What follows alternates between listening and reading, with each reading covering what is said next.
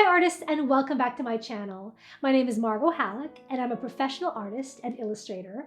And in today's video, I'm going to be talking about using watercolor pencils to outline your drawing instead of regular lead pencils. Now, this is a practice that I've been doing a lot more recently. And if you saw my video a couple of months ago about my recent 2022 art supply updates, then I touched a little bit upon this, but I got a lot of questions about it. So today I want to dive into it a little bit more and maybe explain it to you and demo it so that you can understand exactly why you might consider using watercolor pencils to outline your drawings instead of lead pencils. So if you're interested in learning more, keep watching.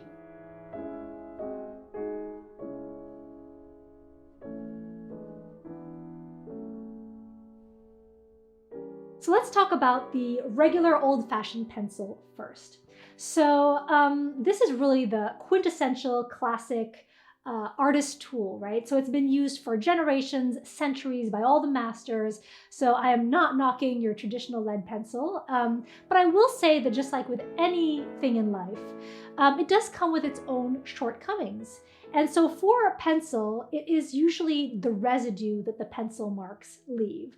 Typically, when I'm doing my own watercolor pencil drawings, what I'll do is I will erase as much of my pencil lines as possible to eliminate the chance of the lines peeking through my watercolor layers. And that's especially true if I'm doing lighter colors, lighter washes, and I don't want the lines to show up. So usually when I'm using a kneaded eraser, that will eliminate a lot of it, but it won't eliminate all of it. So that's where the watercolor pencil will come in really handy, because unlike the lead pencil, watercolor pencils are kind of made like watercolors in which they are water soluble, meaning that they melt into the water. So when you're applying the water and the watercolor to it, then those lines will melt into your painting and not reveal any lines whatsoever, which I think is absolutely brilliant. Okay, so let's do a little demo here. I have a watercolor pad of paper, not a very expensive one because this is just for this little demonstration. So I'm going to grab my watercolor pencils right here and pick out a color. I don't know, at random, let's do a red. And this watercolor pencil happens to be by the brand Derwent. Any brand will do, just make sure on the packaging that it says watercolor colored pencils and not just colored pencils. So what do you do if you don't have a full set of watercolor pencils? I would recommend just investing in a cool color and a warm color. And that way you can be sure that no matter what color you're mixing, you can have something that is close enough that will melt into that color without muddying it up. And if you're not familiar with what colors mix mud, aka understanding the color wheel, I recommend checking out this other video that I created. I'll link it right here in the card above, about choosing colors for watercolor and pretty much any medium, and understanding complementary colors and just the color wheel in general. Okay, so back to my pad, let's open this up. And so for the sake of this demo, I'm just gonna keep it really simple and just do some circles. So I have my lead pencil for this first example, and I'm just gonna create some just very simple overlapping circles. So let's create this first one, maybe some smaller ones.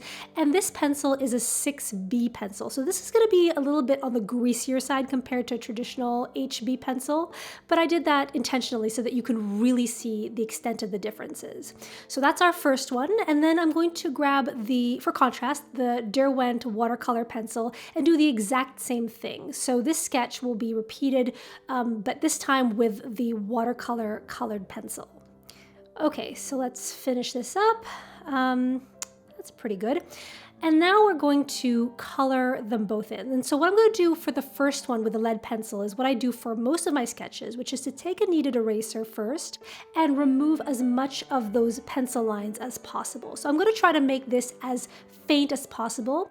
Actually, I'm going to leave the first and largest circle as is, and then lighten the lower circles so you can get a full range between what it's like when the pencil markings are really light and in their original form. So let's start painting both of these samples in. I'm just going to use a Princeton brush, doesn't really matter what size since this is just a demo. I'm going to pick up some orange and start to fill in my first circle as if I was really filling in my sketch. So let's get this nice deep burnt orange into this first circle. And you can see just how much the pencil lines are peeking through underneath that paint. So let's grab another color and do the medium-sized circle, letting the watercolors bleed into one another, kind of like I would if I was doing a real painting.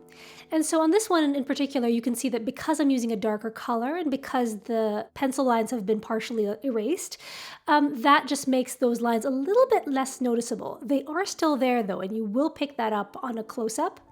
But the darker color does hide it a little bit. So let's finish this up and just do the third circle with a, what is this, an ultramarine blue? No, it's a phthalo blue.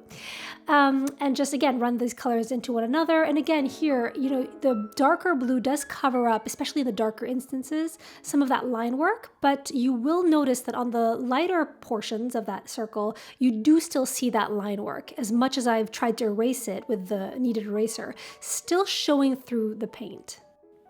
Okay, so we can see now how this turned out. And so for contrast, let's do the same thing, but with the watercolor pencil sketch. I'm going to use the same color as I did for the first one, so you can really see how the difference between these two stack up. So as I start to add my paint, you can see how the watercolor pencil is melting into my paint. You are not seeing that anymore. And the more I brush over the line work, the more it melts into the watercolors. I know, isn't that so cool? I got so excited the first time I did this and I was like, this will change my life. And I hope it changes yours too. So let's do the second one. And this time you'll see how with the blue, it's doing very much the same thing where it's melting into my paint. Because the sketch is in a red color, then that creates a little bit of a difference on that edge. But as you mix it in, especially if you make your pencil markings very light, it really shouldn't make a significant difference to your color.